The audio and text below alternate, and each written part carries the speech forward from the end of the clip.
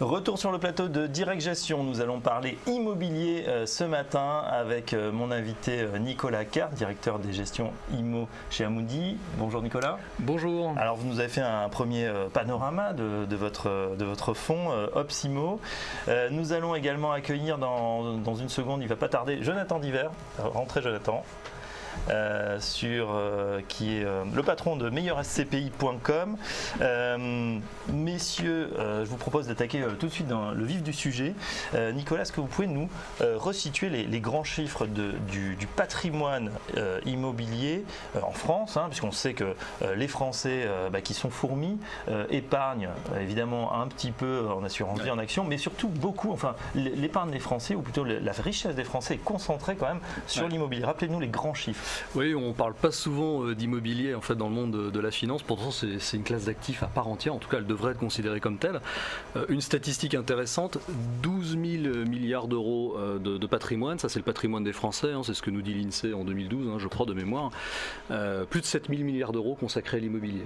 Donc dans cet immobilier, vous avez la résidence principale, la résidence secondaire, certes, mais vous avez aussi l'immobilier locatif.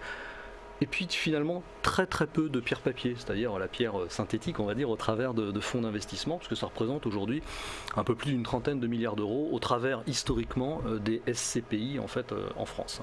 Donc pour l'instant on préfère la pierre que la pierre papier. Oui, alors il y a des facteurs historiques, sociologiques, culturels en France qui fait qu'on aime bien l'immobilier, on a l'habitude en fait d'investir en direct.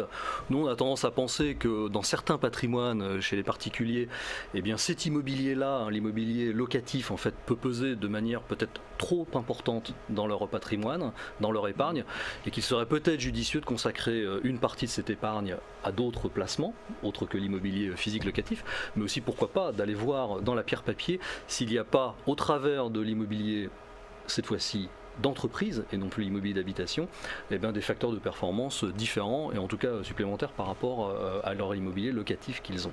Très bien, on va demander également son avis à Jonathan Diver. Donc vous êtes patron de meilleurscpi.com. Présentez-nous déjà votre société et sur quoi vous allez aider justement les investisseurs.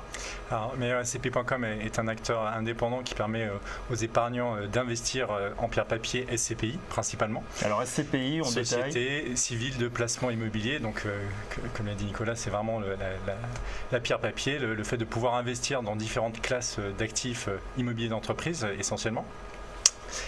L'intérêt de meilleurscpi.com, c'est qu'on va pouvoir accompagner nos clients à la constitution d'un portefeuille de SCPI. C'est comme sur la bourse, c'est important d'aller répartir ses œufs sur différents ces investissements sur différents. Pas les garder tous dans le même panier. Dans le même panier, exactement. Voilà. Et donc vous êtes un acteur online. Il n'y a pas d'agence physique ou il y en a, non pas de représentation. Donc c'est online, on peut faire son choix, tout est expliqué. Et à partir de là, on a effectivement des grands noms, des moins grands noms. On va aller chercher donc ces supports pierre, papier qui vont être très facilement achetables et puis revendables, on va dire. Exactement, et ça permet, si vous voulez, dans une logique d'investissement en SCPI, l'intérêt aussi de la SCPI, c'est de pouvoir se positionner régulièrement. Voilà. Et l'accès à l'information était peut-être un peu compliqué jusqu'alors. Donc nous, notre rôle, si vous voulez, c'est de faire en sorte que les épargnants puissent être au courant des nouvelles SCPI, des nouvelles orientations de l'univers des SCPI, et puis on essaie d'apporter vraiment de la transparence, c'est-à-dire que même si le sous-jacent, même si on investit dans de la pierre papier et du papier, il y a de la pierre. Et ce qu'on aime montrer, on aime montrer les immeubles qui sont dans ces fonds. Donc un épargnant ne doit pas avoir peur sur le fait que quand on investit en pierre papier, on investit sur quelque chose de très concret. Oui. Voilà.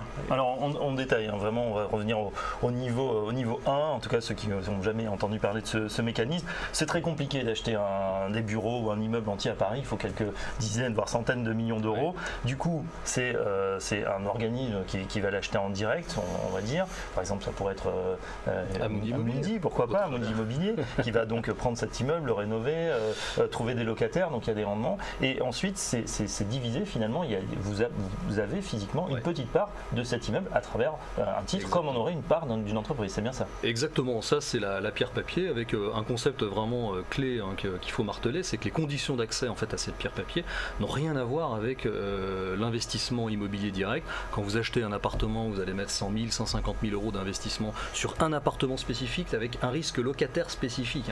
Là, vous allez pouvoir mettre à partir de quelques milliers d'euros, voire même sur certaines solutions de type abonnement, pouvoir épargner régulièrement dans la pierre papier en accédant donc à des supports d'investissement essentiellement investis en immobilier d'entreprise, sur des tickets d'investissement beaucoup plus modestes que ceux que vous auriez à assumer en investissement direct. D'accord. J'ai une question notamment sur l'immobilier, messieurs, puisqu'il y a quand même des incertitudes. On sait que l'environnement de taux est extrêmement bas, mais on voit les prix, en tout cas après une flambée d'une décennie incroyable, commencer à marquer le pas. Ouais. Qu'en est-il de l'immobilier de bureau? Qu'en est-il peut-être, je ne sais pas si vous avez des immeubles d'habitation, peut-être pas, plutôt bureau. Qu'en est-il en fait? Est-ce que vous avez une inquiétude justement sur ce marché de l'immobilier? Est-ce qu'il va vraiment dans le bon sens? Est-ce que c'est le moment d'investir sur un support pierre-papier et qu'on peut en sortir rapidement? Écoutez, moi j'ai quelques éléments pour vous faire prendre cette décision. Le premier élément, c'est qu'on ne va pas parler d'immobilier résidentiel, on va parler d'immobilier d'entreprise seulement. Donc du bureau, du commerce et puis de l'hôtellerie, de la logistique, que sais-je. Mais en tout cas tout sauf de l'immobilier résidentiel, parce que l'immobilier d'entreprise en fait est une classe d'actifs moins réglementée, donc plus libre, où les loyers sont fixés beaucoup plus librement. Et voilà. Donc on va s'intéresser à cette classe d'actifs en France. Quelques petits facteurs, quelques petites statistiques intéressantes. Vous regardez le marché francilien, c'est 60 millions de mètres carrés, c'est le plus grand d'Europe, c'est un des plus grands du monde. On baigne dans un marché très vaste, très diversifié. C'est plus important que Londres.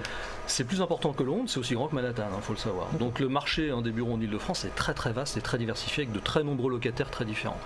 Deuxième élément, on vit dans la crise depuis 2008, la crise financière, crise économique, chômage, etc. Regardons les statistiques en Ile-de-France. Finalement, le taux de chômage en Ile-de-France, je le voyais sur les statistiques de l'INSEE, on est à 8,5% de taux de chômage. Bon, c'est toujours trop, mais c'est beaucoup moins que sur le reste du territoire français. On est dans une crise, on le sait, qui est surtout industrielle en réalité. Elle impacte assez peu finalement les activités tertiaires. Or, qui occupe les locaux de bureaux, c'est l'emploi tertiaire essentiellement. Et en Ile-de-France, il y a eu peu de destruction d'emplois de ce point de vue-là. Qu'est-ce que ça veut dire? Ça veut dire que la demande des entreprises en matière de locaux, en matière de surface, elle n'a pas baissé sensiblement depuis 2007 et 2008. Effectivement, quand on regarde les statistiques en matière de demande placée, c'est-à-dire les surfaces louées par les entreprises, on est dans la moyenne des 10 dernières années. Un petit peu en dessous, allez, je vous le concède, mais il n'y a rien d'alarmant. En Ile-de-France, le marché locatif, il est certes moins bon qu'en 2007-2008, certes les loyers ont baissé de 10-15%, on offre des mesures d'accompagnement aux locataires pour les conserver dans nos murs plutôt que de les laisser partir et d'assumer du vide locatif, c'est clair, mais d'un autre côté, la demande locative, elle est toujours là. Ça, c'est un facteur très fort, nous semble-t-il, pour le marché parisien de solidité par rapport à d'autres marchés en Europe qui ont pu davantage souffrir de cette crise économique dans laquelle nous sommes. Jonathan, même constat au niveau de vos supports d'investissement pour la SCPI? Alors, il faut savoir qu'au sein de meilleurscpi.com, on fait un travail régulier, trimestriel pour étudier tous les bulletins trimestriels des SCPI. Ce qu'il faut savoir que quand vous êtes associé d'une SCPI, vous pouvez suivre l'information de votre patrimoine, c'est important.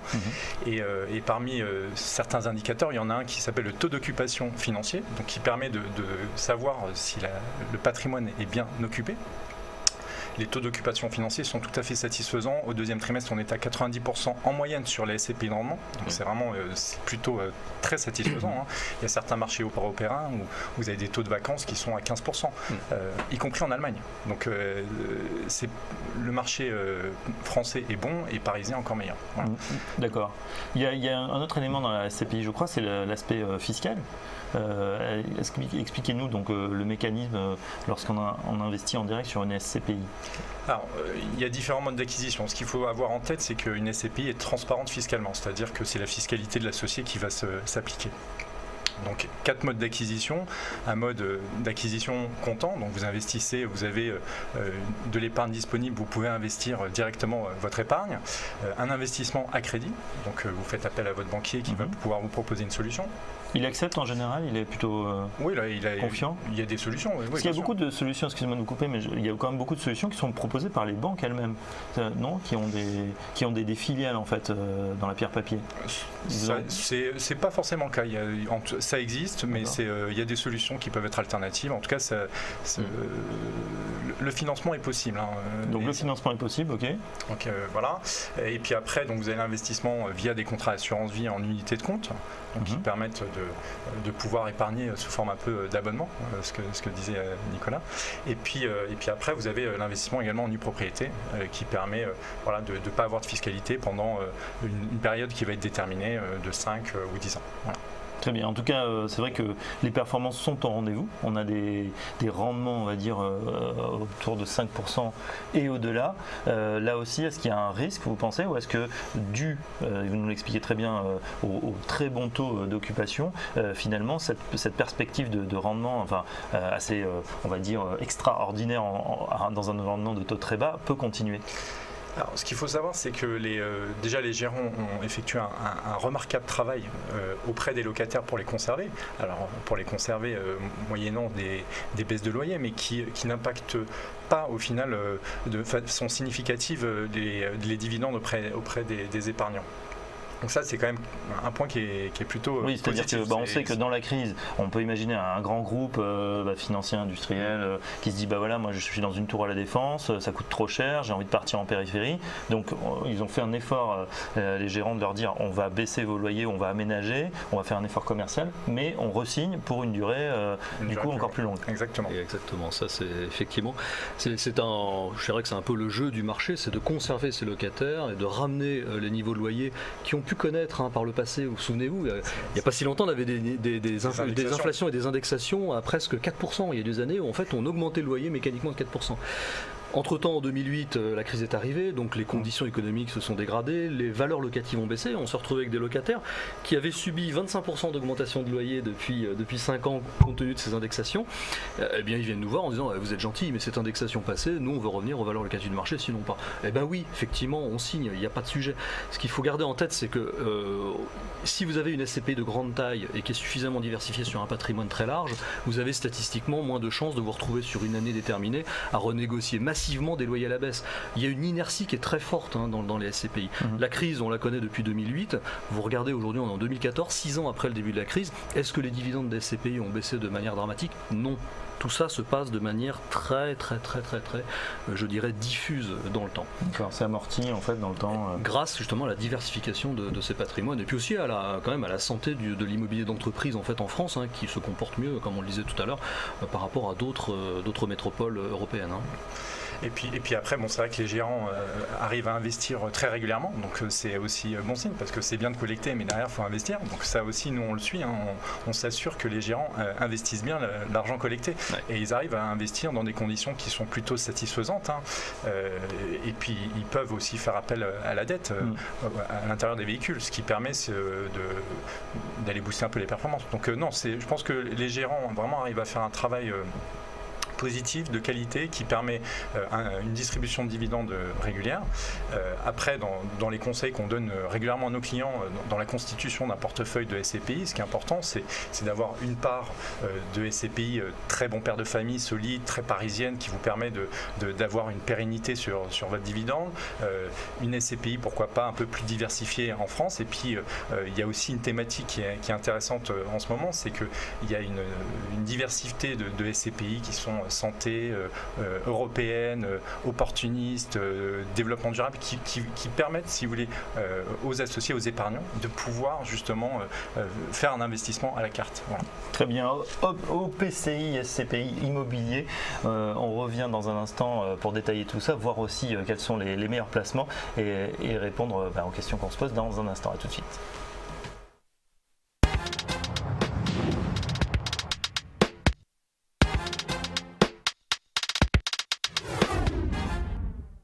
Retour sur le plateau de Direct Gestion. On parle immobilier ce matin avec mes invités Nicolas Quatre, directeur des gestions immobiliers chez Amundi, et Jonathan Diver, patron de meilleurscpi.com. Il y a un site internet, voilà, on va le voir peut-être à l'écran, meilleurscpi.com. La carte, expliquez-nous cette carte. C'est la carte des investissements, c'est les points chauds où il faut investir en ce moment. Alors, en fait, on part toujours du même principe, c'est-à-dire que quand vous investissez en immobilier, ce qui est important, c'est de regarder l'emplacement. Donc on a mis en place... C'est emplacement, mais aussi de se rendre compte que vous êtes passé des milliers de fois devant des actifs qui appartiennent à des SCPI sans même vous en rendre compte. Voilà, ce qu'on voulait montrer, c'est qu'un investissement en SCPI, c'est du concret. Et donc du coup, on a mis en place il y a 2 ans une carte du patrimoine des SCPI qui permet aux épargnants et aux associés de voir où est situé leur patrimoine, et puis aussi aux sociétés de gestion de temps en temps d'aller voir la carte de leur patrimoine. Voilà. Grosse concentration évidemment donc à Paris et puis en Italie, ou c'est dans le sud de la France? Oui, le sud-est, ça. Sud-est, d'accord. Plutôt sud-est. Ouais. Donc, C'est aux alentours de Nice. Sofia, C'est un gros pôle d'investissement autour de l'aéroport. Ok. Parlez-nous également des encours. Est-ce que c'est une thématique qui intéresse aujourd'hui les investisseurs? Est-ce qu'on sait que c'est compliqué sur les actions, ça devient compliqué sur les taux? Est-ce qu'on voit des flux financiers qui viennent de plus en plus justement sur ces placements pierre-papier? Est-ce que vous avez des chiffres à nous communiquer sur les encours? Sur les 3 dernières années, il y a eu une bonne collecte sur les SCPI. On est sur des trends d'à peu près 600 millions d'euros collectés par trimestre.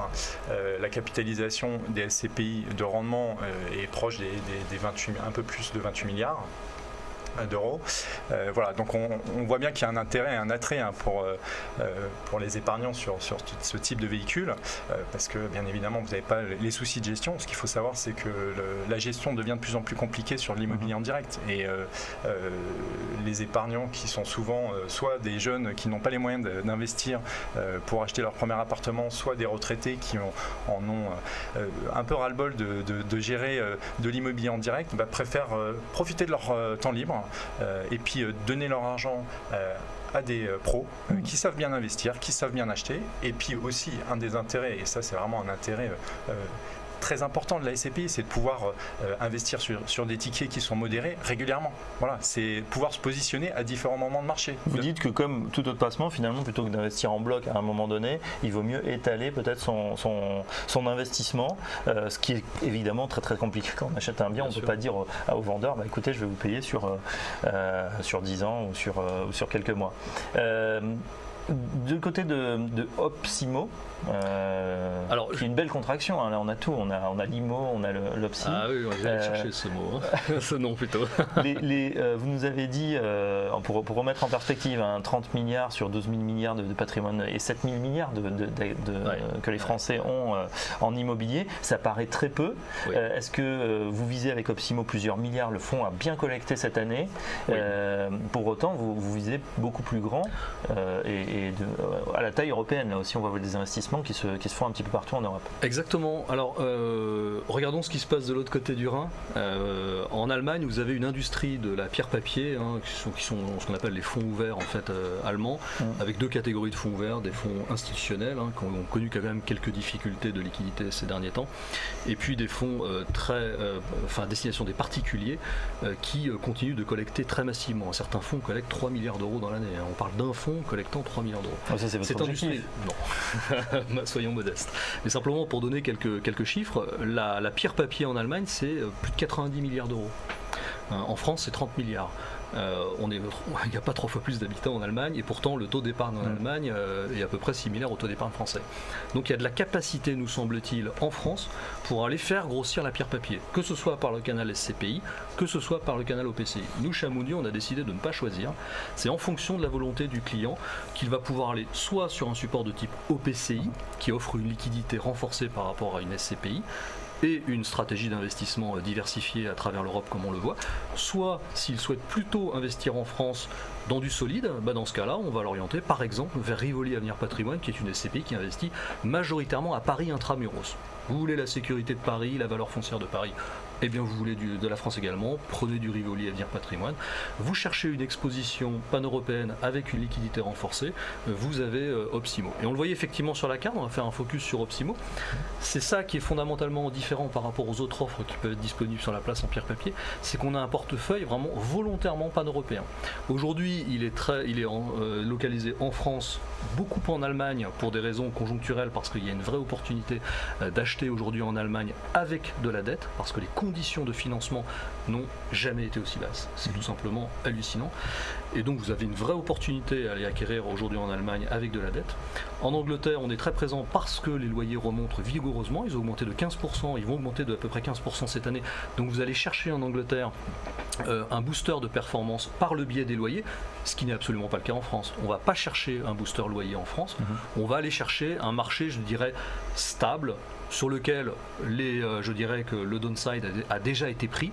on est un petit peu arrivé au bout du cycle, et donc on a plutôt des perspectives favorables à moyen terme, mais sans avoir de grandes certitudes. Alors un exemple notamment, à l'étranger, donc à Londres, vous avez fait l'acquisition, c'est ça, de bureaux. Oui. Donc le bail est supérieur à 8 ans et le rendement potentiel 5,54 net. Voilà, c'est une illustration en fait d'un des actifs achetés par Opsimo. Voilà, un immeuble en fait au nord de la City, juste en fait au nord de la City, ce qui permet d'aller capter en fait des rendements un peu supérieurs à City, vraiment voilà, cœur de ville, où là les rendements peuvent descendre beaucoup plus bas. Du fait des renégociations? Non, du fait de l'augmentation des prix, c'est-à-dire que voilà, les investisseurs ont un appétit en fait pour Londres aujourd'hui parce que précisément ils anticipent des augmentations de loyers. Il faut savoir une petite chose, c'est qu'en Angleterre, vous pouvez négocier vos loyers beaucoup plus rapidement et facilement qu'en France, et donc si les valeurs locatives augmentent, vous pourrez réévaluer votre locataire assez facilement et donc créer de la valeur, et donc vous avez forcément plus de volatilité sur ce marché-là. Donc il y a une attractivité de ce marché-là qui a amené les taux en fait à se comprimer, les primes de risque ont baissé. Donc là c'est un exemple d'investissement qui a été fait en Angleterre, on en a également deux autres, dont un qui a été cédé, qui a généré un TRI immobilier supérieur à 20%. Oui, parce qu'il y a un 12 comme immobilier, vous avez évidemment le rendement du locataire, et puis vous avez une potentielle plus-value. Si on se dit, parce que le marché allemand par exemple, on voit vos derniers investissements également en Allemagne, en ce moment on sait que le marché, bizarrement, le marché immobilier allemand, habitation comme immobilier, est plutôt bas. Ouais. Vous pensez, donc il y a une perspective peut-être de plus-value à 3-5 ans? Nous, quand on investit en Allemagne, on ne fait pas de perspective, on n'anticipe pas de perspective de plus-value. Le marché allemand est un marché en fait de rendement. Vous allez chercher des cash flows sécurisés dans un marché en fait, voilà, dans une économie solide, avec un marché de l'emploi stable.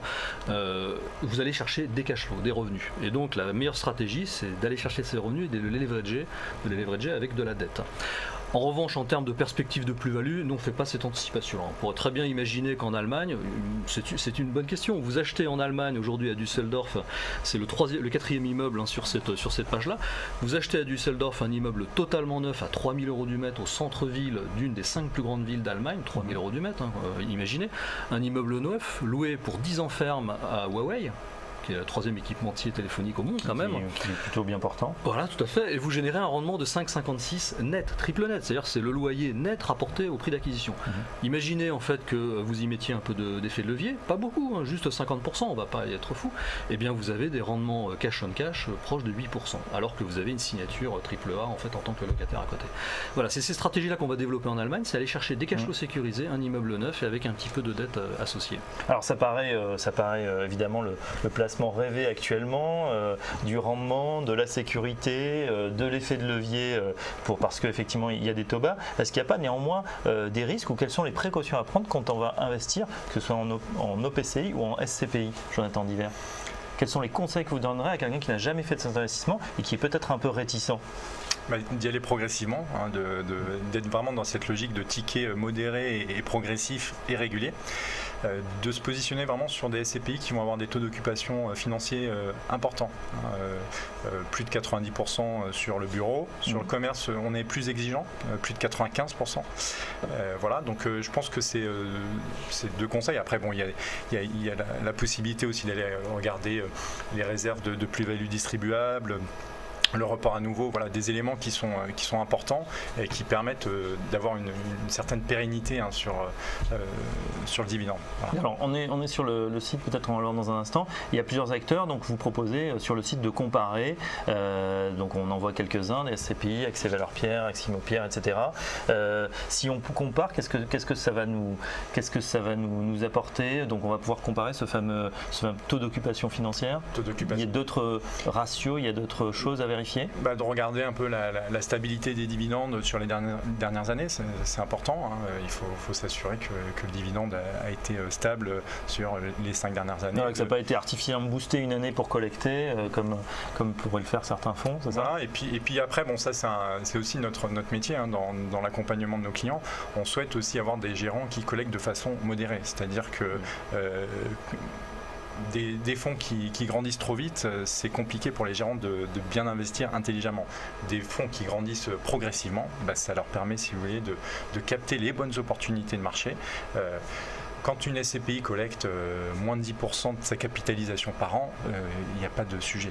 C'est pas, par contre, quand on est sur des SCPI qui collectent beaucoup plus, les gérants, il faut qu'ils puissent investir dans des bonnes conditions. Donc je pense que c'est important, toujours dans cette logique de portefeuille de SCPI, d'avoir vraiment des SCPI qui ont un historique important, avec un patrimoine qui est très identifié. Des SCPI peut-être un peu plus jeunes pour aller chercher un peu de performance, et puis après de la thématisation en fonction de la sensibilité de l'épargnant. C'est-à-dire que la thématique santé, ça peut avoir du sens parce qu'on est un pays vieillissant et qu'on va avoir besoin de maisons de retraite. Le côté développement durable, le côté opportuniste, le côté pan-européen. Voilà, c'est vraiment, ça va être en fonction de la sensibilité de l'épargnant, et c'est de cette manière-là qu'on les orientera. Très bien, vous dites que vous accompagnez vos clients. On voit que c'est un site internet, mais il y a aussi un numéro de téléphone. Ça veut dire que si on a besoin de plus d'informations, on peut vous appeler en direct. Dernière question pour Nicolas Kert d'Amundi, directeur des gestions immobilières chez Amundi. Quels seraient, à votre sens, les risques qui pourraient peser pour cette industrie? Ou est-ce qu'on est vraiment dans une conjonction où toutes les planètes sont alignées, où on a évidemment la possibilité de lever beaucoup d'argent? Qu'est-ce que c'est pour vous le risque principal? C'est d'avoir des concurrents plus gros qui préemptent en fait des choses plus intéressantes, qui ont plus de moyens que vous?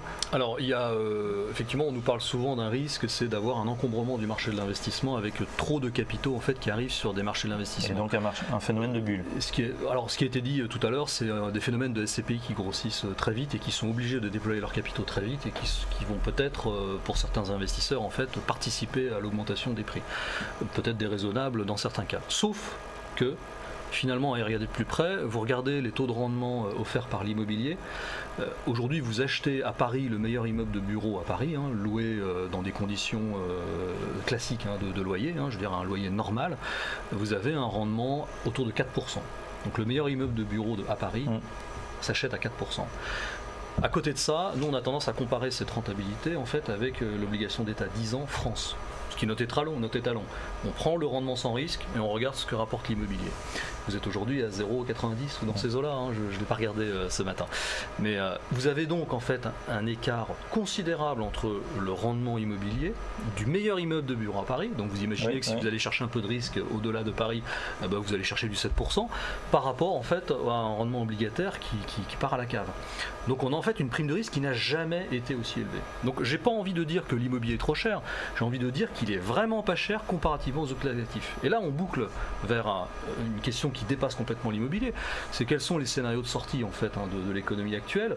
C'est effectivement si demain on a une explosion des taux longs pour des raisons je dirais qui ne sont pas liées à la conjoncture mais un accident sur l'économie française, voilà, un défaut que sais-je, effectivement tout le monde est impacté, mais pas plus l'immobilier qu'une autre actif. En revanche, si les taux longs remontaient et que progressivement ces taux de rendement parisiens passaient de 4% à 5%, il est fort à parier que les loyers augmenteraient de manière concomitante. Pourquoi? Parce qu'on imagine que la BCE lâcherait du lest en fait sur ces opérations pour tenir compte de cette reprise et qu'on aurait donc des conditions de progression des loyers en France. Et donc on neutraliserait les loyers avec une remontée des taux. Donc finalement des valorisations qui ne bougeraient pas au global. D'accord, donc on l'a compris, donc sauf accident effectivement sur les taux, pas plus de risques et même peut-être une très bonne opportunité sur cet immobilier coté.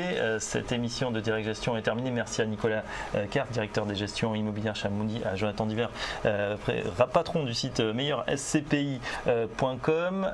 Je vous renvoie donc au site et pour avoir plus d'informations, nous nous retrouvons vendredi et tout de suite nous reconnaissons avec l'actualité des marchés, Lucie Morlot et ses invités. Quant à moi, je vous dis à vendredi.